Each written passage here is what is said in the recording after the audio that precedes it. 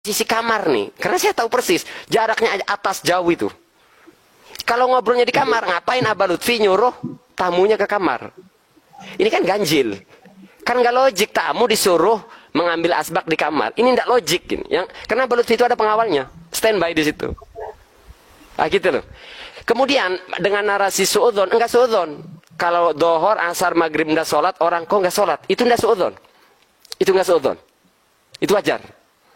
Jadi mending kalau mau masalah ini cepat selesai, kita bareng-bareng ke Pekalongan, tanya langsung Abah Lutfi. Selesai sebenarnya ini. Kapan? Gini Kang. Ya oke. Poinnya sebenarnya perbedaan. Saya Kak Uce, mau Kak Uce dulu silahkan. Ya sebentar. Intinya gini, saya mau agak Kang Mahesa berarti ke Pekalongan hanya untuk menganalisa ya. Itu kemarin-kemarin lah sebelum Kang Heri bikin konten, guys. Itu udah lama itu. Jadi gini. Lanjut. Poin yang sama antara ya kita semua yang hadir di sini, satu, kita percaya kalau orang soleh memiliki keajaiban itu berkutat antara dua ya, Kang Mahesa tuh setuju ya, antara maunah atau karomah, kan begitu. Kita nggak bisa menetapkan itu maunah, tetapi pasti berputar karena nggak mungkin kita menilai seorang Abah Lutfi itu orang fasik, kan nggak mungkin gitu ya.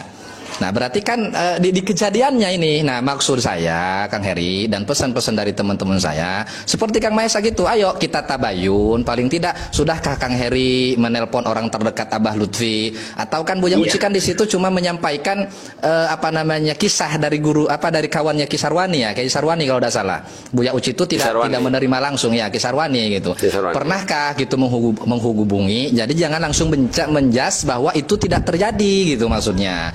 Jadi saya ini nggak ekstrim kanan, nggak ekstrim kiri. Saya tidak menetapkan itu terjadi. Saya tidak menetapkan itu tidak terjadi. Cuma pada poinnya Kang Heri dianggap sudah membuat justifikasi terlebih dahulu, belum tabayun sudah menjas. Saya tidak percaya. Kalau masa nggak percaya itu mah nggak masalah ya. Tapi menggiring opini bahwa hal itu tidak mungkin terjadi. Nah gitu. Sedangkan menurut hukum akal itu sah-sah saja terjadi. Bahkan lebih dari itu pun bisa saja gitu. Dan itu menyalahi secara aturan berpikir. Seharusnya kita tasawur dulu baru tasdik. Jangan dulu tasdik lalu tasawur. Ini kan kebalikan, tasdik dulu baru tasawur. Dan itu secara pemahaman akal ataupun cara berpikir logik itu salah. Mas Heri, seharusnya Mas Heri tasawur dulu baru tasdik. Jangan tasdik dulu baru tasawur. Nah maksudnya seperti itu. Jangan harap-harapan Kang Helia. Kasihan Kang Herinya tasawur. Analisa aja, analisa dulu. Ya. Oh dari tadi kasihan Kang Herinya gak ngerti jaiz akli jaiz akli. Kasihan. Ya aja ngomong sama Mahesa. Itu kan, karena kan beliau pun gini loh Kak Mahesa, Kak Mas Heri ini artinya gini loh. Saya tuh sangat menyayangkan ke Mas Heri tuh. Jangan dikit-dikit langsung buat video, langsung ini halu. Kami kan merasa, oh ini orang kok gak percaya banget gitu. Nah, kalau memang ahlu sunnah wal jamaah seharusnya tanya-tanya dulu. Seharusnya tanya-tanya dulu. Dan memang kalau misalkan Mas Heri seperti itu, nanti kami anggapannya adalah mu'tazilah. Gitu loh. Silakan Kang Heri. Oke. Yang pertama, kenapa saya langsung menyatakan itu halu? Karena tidak akan mungkin karomah itu membuat orang tidak sholat. Itu yang satu. Terus yang kedua, karomah terjadi di alam barzah dan di neraka. Orang yang fasik lagi yang ditolong. Kalau orang fasik bisa ditolong, artinya akan memotivasi orang untuk malas-malasan dalam sholat. Toh saya cinta kepada hamba. Toh saya cinta pada kiai, cinta sama Abu Ya Uci. Nanti meskipun saya tidak sholat, meskipun saya fasik, kelak akan ditolong saya. Ini motivasi yang akan ditangkap oleh orang. Sedangkan di dalam Al-Quran sudah jelas, kalau kita meninggalkan, di dalam Al-Hadis juga jelas, sholat itu adalah amalan pertama yang dihisab. Ya, berbeda dengan dalil yang tadi Kang Hilya bawakan. Orang yang sudah ditimbang amal baik dan buruknya. Artinya kalau orang itu sudah ditimbang amal baik buruknya, artinya sholatnya diterima. Ya, tetapi kalau orang yang sudah tidak sholat itu tanpa ditimbang lagi, ya, karena apabila buruk sholatnya, buruk semuanya. Ini buruk ini buruk, belum lagi meninggalkan, ya, Ini yang saya pertanyakan. Nih, berarti Oke, tuh tahan dulu. Mohon datangkan dalil orang yang fasik itu bisa ditolong masuk ke surga. Ya, tanpa sholat. siap. Udah Kang Heri? Saya tambahin, Siap. itu memang ada keganjilan Kang Uce di Manhajus Sawi. Nah. Kalau Manhajus saya nggak nyebut Manhajus Sawi ya, karena yang poin yang disampaikan saja tadi. Ada keganjilan, ada ceritakan begini, amalnya sudah ditimbang ya, baik dan buruknya. Berarti semua itu terdokumentasikan, termasuk dia mencintai segala itu. Kok di sini ada ganjil, sudah ditimbang, sudah diuji, kok masih ditanya kamu kan malaikat. Jadi begini, malaikat sudah nimbang tapi nanyain, kamu pernah nggak ikut ngaji? Mestinya itu sudah tercatat. Artinya malaikat tidak memerlukan pertanyaan itu. Wong sudah ada datanya semua. Nah kan di sini kan ganjilnya, ganjil.